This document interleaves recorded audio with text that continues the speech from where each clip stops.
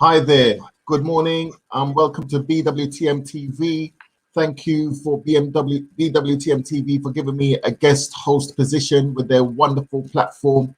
I'm honored as a guest TV host and also as a youth work consultant to host a lady of not just talk, but a lady of actions and deed too.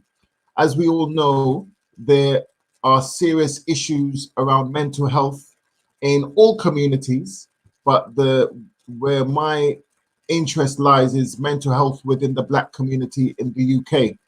And there's a wonderful lady by the name of Esther Osakwe, and I'm hoping I'm pronouncing it better and okay, who works in Bradford with all communities, and especially with the African and Afro-Caribbean community with regards to mental health.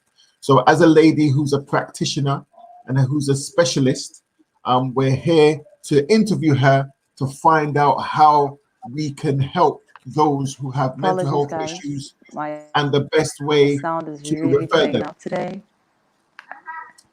We apologize if there's any sound issues. So welcome, Sister Esther. Welcome to the show. Hi everyone, I'm Esther. Okay. Thank you, Esther. And how did you get into mental health? Oh my goodness. Do you really want to hear it? Are you guys ready Yes, for it? do. Do you want the short Yes, story we're ready. or the long story shortened? Okay. Middle. I'm what you call an middle. I'll straighten it. I'll shorten it. I'm what you call a mental health expert by experience.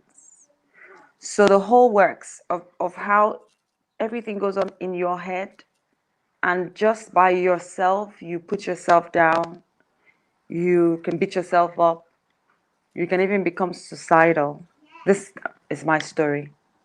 It started when, I can't even remember, but I think for over 14 years, I mastered how to be afraid, how to stay mute, keep my voice down, how to begin to, when you sit down and you begin to just explore how worse things can be. And you have what they call an analysis paralysis, because you're just analyzing, overanalyzing, which makes you to be almost immobile, unable to move, to live, to have a normal standard of living. Like going out became impossible. I started homeschooling my kids because I didn't want to deal with people. I always felt judged, persecuted, ostracized. And I guess that same behavior perpetrated throughout my life, because feeling shamed, feeling condemned, feeling not good enough, I just kept on making those choices. So in a nutshell, that's how I got into the healing business. Thank you for the question. Oh, okay. And from my experience as a youth worker, I've spoken to many young people who've witnessed certain issues at home, or they've seen, like there's some young people I'm working with at the moment, they've witnessed their best friends getting stabbed right in front of them. As a youth work expert, what effects can that have on a young person growing up in the short term and long term?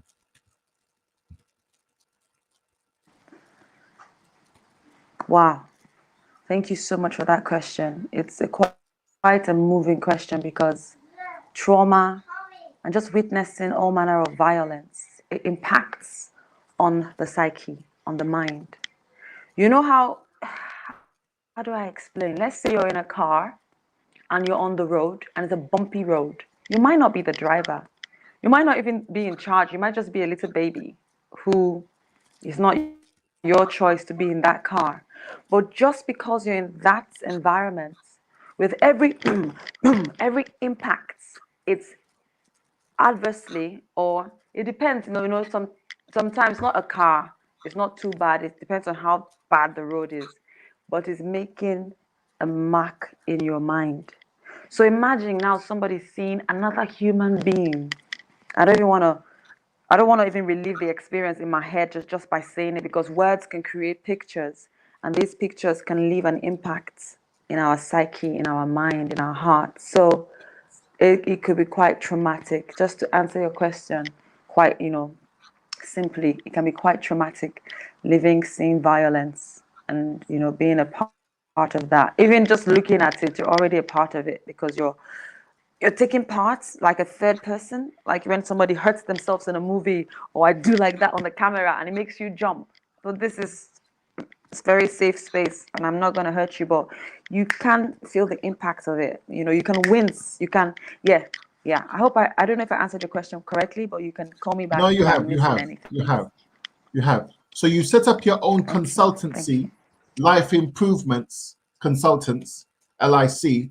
As your organization, what do you exactly do?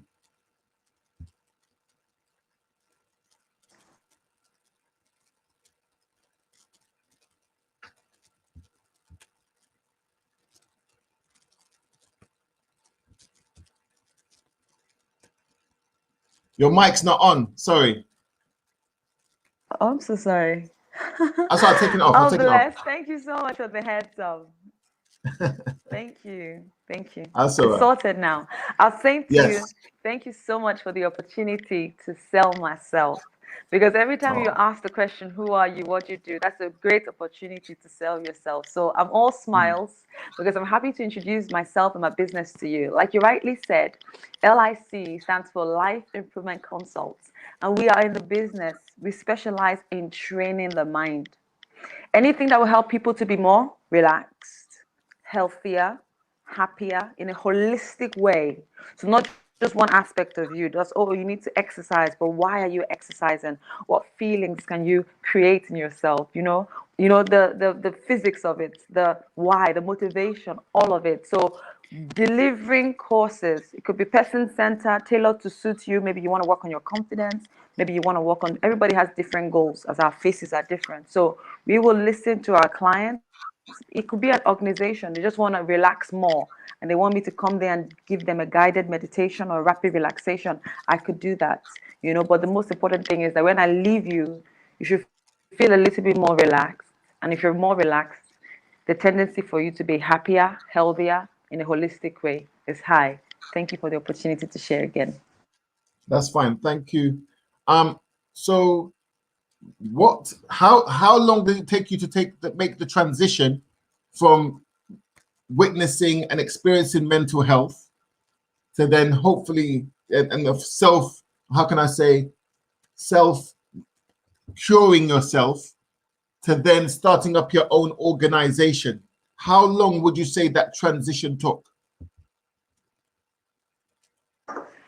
So the transition took me, oh wow, it took me a period of, let's say, 5 years. I don't know if that makes sense to anybody, but I can explain. 5 years ago, I had my twins. 5 years ago, I realized that, Esther, you have such a wealth of experience. You have such a wealth of experience. And you've been there. All the people I've met, or all the people I meet, I've lived to some degree. I've lived their experience to some degree. So I realized that you could put this into a consulting, a coaching, a training. And then I started to gradually get my head around it, because 5 years ago, I had my last set of children, which are twins. So I started to get my head around it. I set up on Facebook, started to talk to people one-on-one, and then just growing to realize where I am now, the beauty of all that purpose, all that pain. It was not for no reason. It was for a reason. And so I'm still transiting. The transition is still going on, or transitioning, I beg your pardon. It's still going on. And yeah, it's taken about 5 years. Great. And what advice would you give to someone who's going through some mental health issues? Maybe they're depressed, maybe they're just feeling out of it. Okay, I don't know if that's the right terminology to use, and apologies if it's caused any offense to anyone. But what would be your advice to anyone who is going through mental health issues? The first thing I want to say is, I understand. You're not alone. You need to get out of your head. You need to get out of your head. It's not as bad as you think it is. No one is judging you. We're all concerned with our own problems. I don't have time to be thinking about your problems. You are a worthy human being. You are enough. There's enough love in this world. There's enough solution in this world. That's what I have to say. Okay. And I spoke to a mental health specialist, and he was telling me that because people of African and Afro-Caribbean heritage, organically, we are people of the sun. So he had a theory that says when it comes to autumn, especially October, end of September, October to February, this is when you see a lot of people of African and Afro-Caribbean heritage get mental health issues because there's a lack of sun. Is that in your opinion, would this be correct? I've heard of seasonal affective disorder. I have heard about it.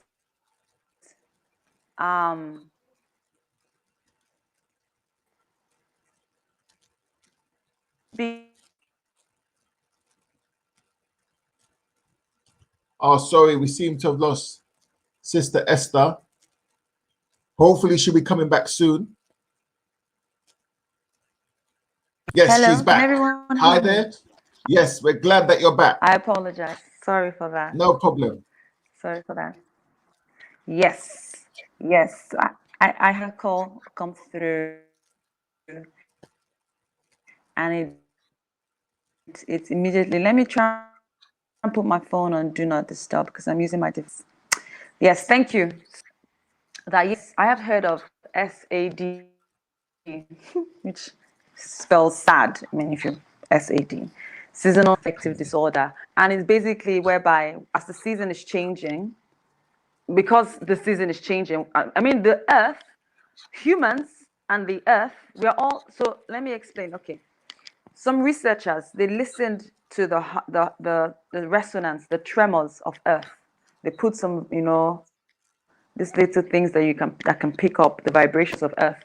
They put it all around the world. And if you want this research, I can find a way to send it to our viewers. And they realized that the way our heart beats, this is a similar pattern to where the earth vibrates. So we are all one. That's what I believe. That's my own philosophy as well. That's just by the flutter of a butterfly's wings all the way in Istanbul, it can cause a tsunami all the way in another part of the world. So yes, seasons could also have a play on people's emotions, and there are ways that we can get on top of that, because we don't want to be under the weather. We don't want to be people who are controlled by circumstances all the time, because then who is in charge? Who's driving you? Who is in the driver's seat of your life? Is it the weather? So yeah, I'll just stop there, and maybe as time goes by, more questions, more healing, more tips can come out. So thank you for the question. I appreciate it. Okay. Sorry, I just noticed. Pardon me, Ingram. Ingram, CEO of BWTM Online TV, would love to ask you a question.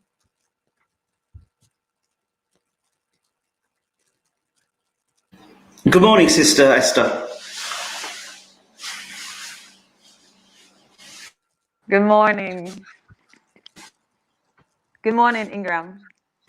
TV. Good morning. Couple of questions. Question number one. Mental health is very much dismissed by a lot of people within our community, and we're told to either man up or fix up or be strong at a time where there are symptoms and there are issues and things that need to be addressed, whether it be physical, mental, emotional, or spiritual abuse. What are the symptoms, and when do you know you need to get help?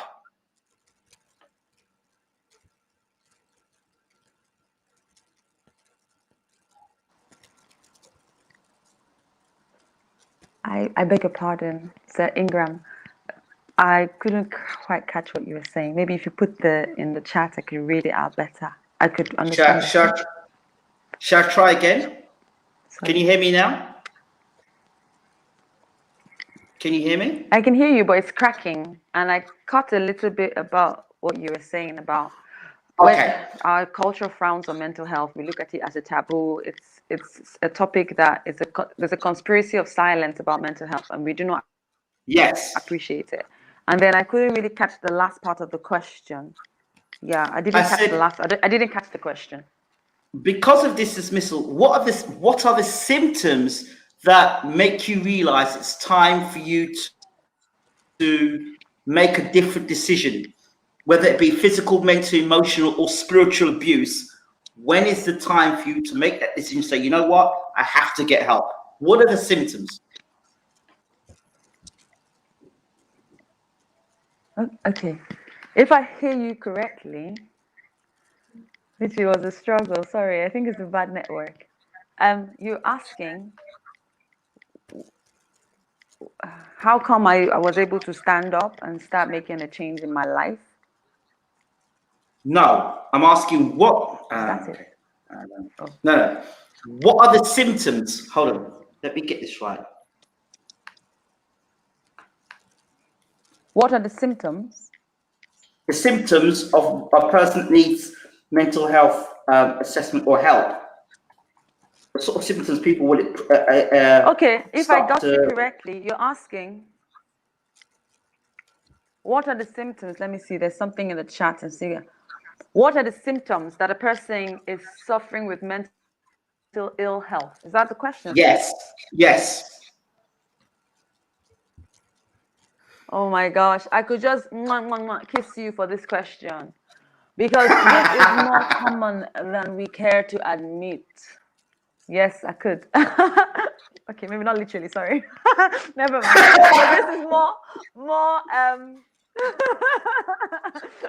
This is this is more, how do I say? It's more common than anybody cares to admit. So let me just, I'm gonna build it up. Okay, so work with me, guys. If someone has toothache, yeah, you have toothache. It's a sign, it's a symptom, it's a problem, it's a diagnosis all by itself. Maybe it could be infection, maybe it could be whatever, but because the symptom is there, everybody knows. If somebody needs glasses, it's also very simple. You know, they can't see too far, nobody judges them. It's not too difficult because we're used to things because we can see. But when it comes to spiritual things, like mental, you can't see metaphysical things, you know, they're metaphysical. So they can be measured to some degree, but you can't actually see right now if I'm happy or sad, because how are you going to see this? I could be happy and still be, or I could be sad and still be. So how do you know? Very, very important question, guys. Very important question, guys. And I'm going to share a little bit. Would you like me to read out what you're writing? You can do. Awesome. So our brother Ingram of BWTM online television, online TV, he's writing this. He says, I was a sufferer of chronic fatigue syndrome many years ago, and I overcame. So that's the story of a survivor, of a success, of a victor. He says, I overcame by acknowledging the issues. He acknowledged the issues and he made the changes by removing toxic attitudes. So I want to just really, really, really, really bring this down to earth for everyone. Can I just ask everyone, right now, take a deep breath. Immediately, as you take that breath, notice, how is your body feeling? For myself, I felt a slight pain in my back. Take another breath, and in this moment, push out your belly. Relax. Push your navel out, your belly button, push it out. Relax. Taking another breath. Put your shoulders close to your ears. Let it go. Let it go. Let the breath out. Mental health issues are so common. Some of us hold our breath even without noticing. And we're holding our breath because we are in anticipation. It could be fear, it could be excitement. Some of us, right now, we're busy tapping with our legs or looking everywhere. You're listening, but you come back. You're listening, but you come back. Lack of concentration. Some of us, it's been a long time since you felt the reason to truly smile from your heart. like I'm doing right now. Some of us, lack of sleep, you lie down, but all those thoughts, that's why the advice I gave was get out of your head. Get out of your head. There are people with even worse situations than you. It's not as bad as you're imagining in your head. So the things are so simple. From breath. Are you holding your breath? Is your breathing shallow? Can you take a deep breath and then watch your lungs and your whole abdomen, diaphragm expand? Can you sit still? Do you know if you have any aches or pains? Are you even aware of what's going on? Can you smile? These are simple things. How is your sleep? Do you find that you enjoy things that you do? Or are you just going through the motions? There's so much, and it's quite simple. So bring the questions on. Bring it on. Yes. If you want, I can keep reading, or maybe over to you, Sir Ishmael Lisa. No, I was gonna check. You know, ask any more questions, Ingram. No,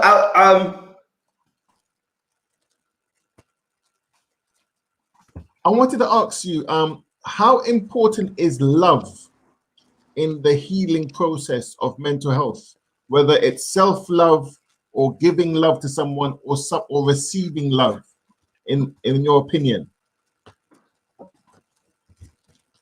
Wow. Oh, bless you, bless you, bless you. I know you're married, so I'm not going to say I could kiss you for the question, but bless you. I don't know if Ingram is married. Sorry if you're married. Sorry. You know, breaking any protocols. Yeah, I mean, I'm a very free person. Like, I don't have anything in my heart. So, yes, before I answer this question, which is so good, that's why I'm talking about the appreciation by kissing, which is the natural. Anyways, never mind. Let me just read out what Brother Sir Ingram was writing. He said, it was dismissed by people closest to me. He's talking about this chronic fatigue syndrome that he recovered from over 15 years ago.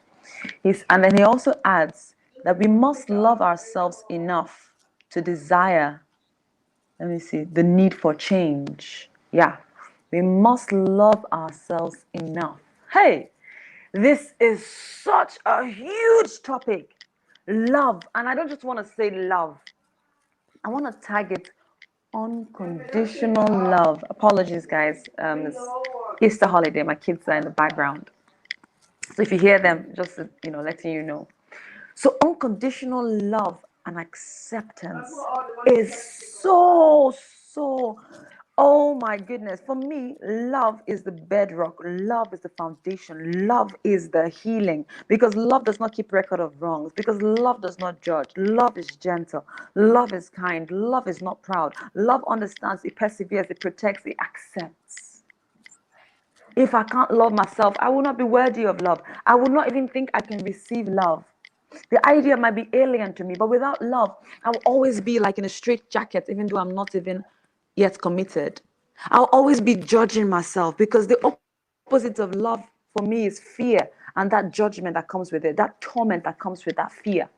I don't know if I'm making sense to anybody at all, but to be honest, I've come to realize that unconditional love is the basis for well-being, for healing, because you cannot receive it.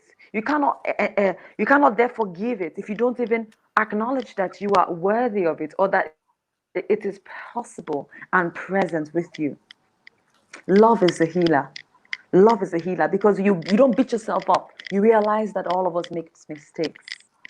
Because you might hurt, you might do something or fall lower than your standards or what people expect of you. But you tell yourself, it's okay, get up. You still deserve love. You're still worthy of love. You can still get this, you can still get back on the road. You can still get back, because only those who are on the road who have any chance of any reward of getting anywhere. So you can still get back on. You can dust yourself off. And love does this. Okay, that's a good answer. I've done some research and used to be a singer, a dancer, and a model. And in your opinion, do you think that dancing and singing? I'm not sure about modeling. I've seen modeling give people self-esteem, but do you think dancing and singing specifically can help in medicating people as well? And how did you find How did you get into modeling, singing, and dancing? Oh, this is the beautiful observation that you have shown. You know, let me just ask a very, very clear question. How many poems, how many books, how many movies, how many celebrities, how many things can you remember as much as you remember songs? Singing is so therapeutic. It's like fourth dimension. Fourth dimension basically means like beyond what you can see, hear, taste, or touch. So you're not using your five senses. Singing has an element of the divine. It has an element of spiritual. That's why you see when you play songs, it's the vibration. When you sing songs, it's the vibration that causes even deaf people, they can sense this, they can feel this. Singing and movement is so therapeutic. It can literally break the barriers, because when you're in a fog, when you're in that space, it seems like you're in a fog. But music has that power inside of it. As long as there's an opening in your heart for it. But music and movement, how do you know how people are feeling? By how they're moving. If you're feeling very tired, your pace will be so slow. So I'm talking about dance, because every move is a dance. So even when you're tired, your pace is slow. When you're excited, you can't sit still.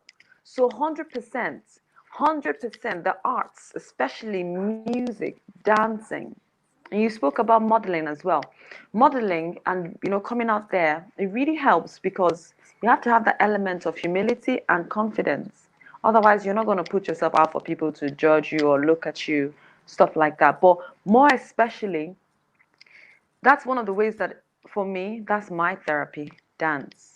Because when I'm dancing, I'm expressive. I've entered into the song, the spirit of the song, the character, the feel.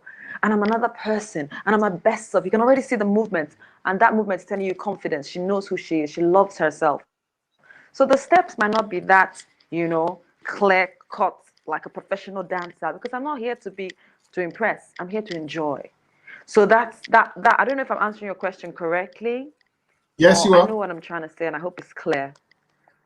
Thank you. It's all right. Yeah, it really helps, the arts, music and dance, to rewire your brain, to learn a new way of being, new way of feeling. Ingram asked a question.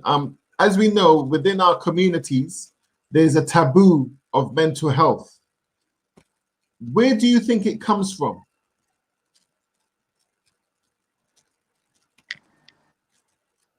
Please, can you repeat the question? Could you repeat the question, please? That's okay. In our communities, in the Africa and Afro-Caribbean, Black communities in Africa and the Caribbean and the UK, there's a taboo of mental health. Like in many other communities, where do you think it comes from, in your professional opinion? Yes. Your question is that it's seen as a taboo, anything mental health. Yes. Where does this come from? Yeah. That I personally, I think people fear what they don't understand. Ooh. If they don't understand it, it's like, what's that thing? It's moving. Oh my God, it's taking photographs. I can see myself. I'm a little person inside the screen. How did I enter inside here? Oh my God. And when people are not curious enough, or they're not allowed to be creative enough, and especially if you have that mindset of people always stopping you. There's this story about the monkeys, yeah? They put them in this room every time, and they put the banana up there. Every time they go to get the banana, they douse them with water. They pour cold water on them. So what happened was that after a while, all the monkeys know that they shouldn't go for the bananas. And then when new monkeys come in, when these new monkeys want to go and get the banana, the older monkeys who have been there, they pull the monkey down. They say, don't get that banana. Even though this new monkey has not been poured any water, he started to learn, don't go for the banana. Next thing, after a while, they got rid of everybody who was initially there, all the people who had initially got that cold water poured on them. They got rid of all those monkeys, yeah? And now everybody there was a new set of monkey. But what happened was that they passed it on. Before they left, they taught all the other monkeys, if you want to go, they pull you down. So I think in Africa, we have that culture of something is not clear. It's not everybody who's forward thinking and progressive. So when they are not aware of what it is about, it's almost like, no, we don't talk about that here. No, we don't talk about kiss. We don't make those gestures. It seems alien. until you have people who are forward thinking, who help to break that conspiracy of silence and say, you know what? There's no point having a wound that you don't go to see the doctor for. As long as it's not addressed, it could become, is it gangrene? Or I don't know what's the medical term. It could become really bad. So we need people who are actually speaking out and saying that, you know what, it's our secrets that hurt us. You need to open it to fresh air, get ventilation, like the UK government is saying now. Get ventilation and things can begin to improve. So I think it's about fear. Fear makes us to want to keep quiet because we don't know how people are going to perceive us. We don't even know that what we're going through is so common that the next person actually went through it just yesterday. Okay. A mental health expert that I know, he highly recommends that during the winter months or being in the UK, that people should be eating foods or taking supplements of vitamin D3. How important do you think diet and lifestyle is in curing people or deterring people from getting mental health issues?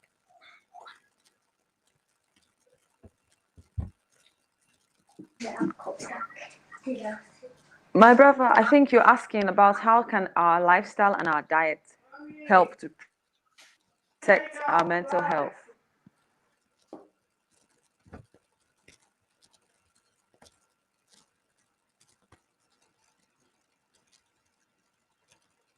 All right, give me a minute, guys. Sorry, guys. Yes. Yes, okay. My children. Also, let's say thank you very much for taking time out, because I know being a working mom is not easy. Thank you. We do appreciate you taking the time out. Thank you.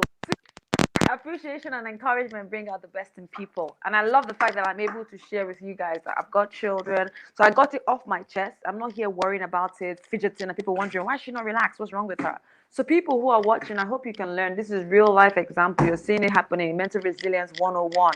So I'm dealing with the kids. I'm doing this live and, you know, juggling both of them quite well. And I'm very grateful for my very kind hosts who also make this atmosphere very, very balanced. And the ambience here is so beautiful so that I can really, truly shine. And thank you. I appreciate that. It says mental health within relationships, vitamin D. Okay, yes. We found out that obviously because of our melanin under our skin, which vitamin D is formed when you're exposed to the sunlight, and also your intake of calcium. Calcium can be gotten in milk and in dairy and yogurt. It actually helps vitamin D, calcium, so your oranges, and vitamin C as well. Combining these things kind of help you, because the truth is, though we are more, I feel like we are more spiritual beings having a physical experience. And this is not just Esther. This is Esther that you can see. But Esther is also in everything that she does. Her voice is out there on her YouTube, on her songs and everything. So it's not just me here. I'm a sum total of my parts. So I feel that when you look after the body, it can and does in turn impact on your mind. So having a program, you know, I was showing this to some group of people yesterday. What's your plan for your life? What's your plan for your health goals? Because the truth is, if you have failed to plan, that means you have planned to fail. There's no two ways about it. And I'm not trying to sound cliche or anything like that. It's the truth. If we have no goals for our health, for our relationships, for our well-being, ultimately what happens is that we will, let me make this even clearer. If I ask a question, does anybody want to be poor or have mental ill health or be unsuccessful? Nobody's going to put their hand up. But the truth is, what is your plan? Do you have a plan for your success, for your happiness, for your health? Because if there is no plan, when there is no plan, things fall apart. So you're absolutely right. You know, your vitamin D, vitamin C, your zinc, your iron, because I've been anemic in the past, you know. Choosing the foods that help your body, the superfoods, the foods that have less additives, less chemicals. These are your appropriate sleep. What is your sleep pattern? Do you stay up late, wake up early? That's a health crisis right there. I think I'll stop here for now. Okay, thank you. Okay, so in your professional opinion, that's okay. We understand you're a working mom. It's half term in Bradford, so we understand. Don't worry, we understand. So as a professional in this field, if someone has a partner, a loved one who's going through mental health issues, they don't want to go through to the authorities because they're scared that they're going to get sectioned and given drugs. And as we know, in most cases, that's makes them worse. Are there any, like you said there's superfoods and getting sunlight? Are there any superfoods you could highly recommend? And you said sleep as well. Can you tell us how many hours of sleep do we need? What are the superfoods? And what else can we add to our lives to make us stronger, to deter us from mental health issues? Okay. I think you asked two. Is there two questions in there or three? Please, can you just ask them again? So I Sorry. Yeah. You said lifestyle. So, in your professional opinion, how many hours sleep is recommended, for example? And two, you said superfoods. What are the superfoods that are good for our mental health? Very, very important questions. And I'm going to attempt to answer. I'm going to say attempt because there's so much research out there. I will encourage our listeners, ourselves. Please don't shout again. I'll encourage our listeners, sorry for the breaking transmission. I'll encourage people to research, listen to your own body as well. Listen to your own body as well. I've learned that they say 8 hours for adults. Some people say 6 hours. Some people say your body has this, is it circadian rhythm inside of it, yeah? That when you sleep, when you wake up, you've had enough rest. I'll tell you what works for me because I can't speak for you. I don't know what your rhythm is like. I don't know what times will work for you. But I realize for myself, I always require a power nap in the afternoon. I usually require a power nap in the afternoon to keep my energy levels up. It's just like a car. You've been driving for 12 hours. So let's assume you wake up, you have daylight for 12 hours and you're awake for 12 hours. Let's assume. I feel like I need to take a break and rest, even if it's 30-second nap. And these really do me good. So because I'm an individual and I'm Esther and I'm one, this is me. So it might not be the same for you. But staying around 6 to 10, 8 hours is recommended for children, maybe 20. And okay, again, superfoods is a term that from science, from research, they've brought this term up.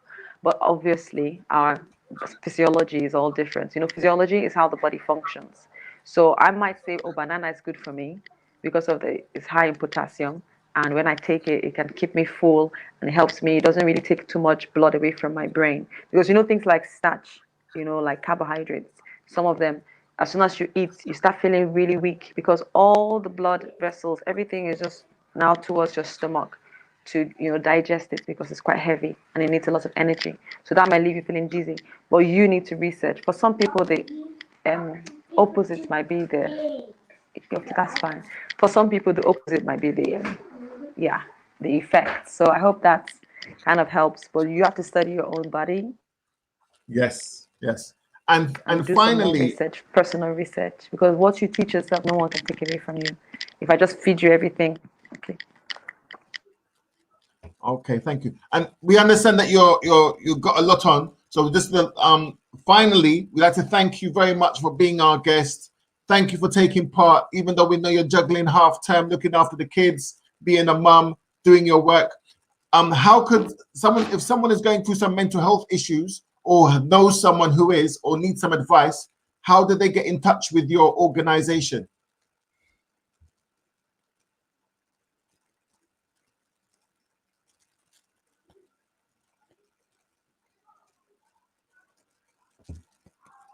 We know our sister's going to come back. We know, oh, yes, she's back. But yes. So if someone wanted to get in touch with your organization. I'm sorry. I missed the question. That's okay. If someone wanted to get in touch with your organization to do a workshop or to give advice or for consultancy work, how do they get hold of Life Improvement Consultant?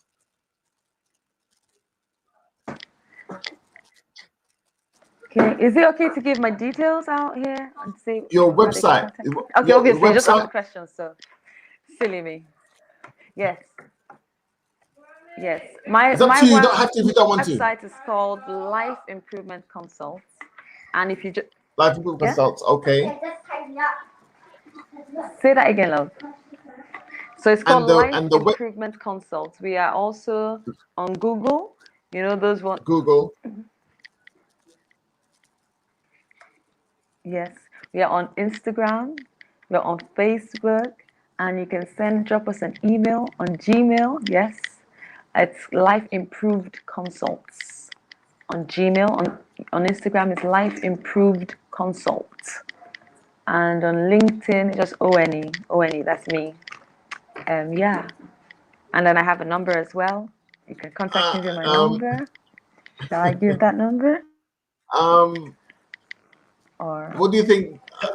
I think it's not safe because you're a wonderful lady and there's some strange men around. So in protection of you, I'm just keeping it real. That's it. I might get in trouble with the missus, but I have to keep it real.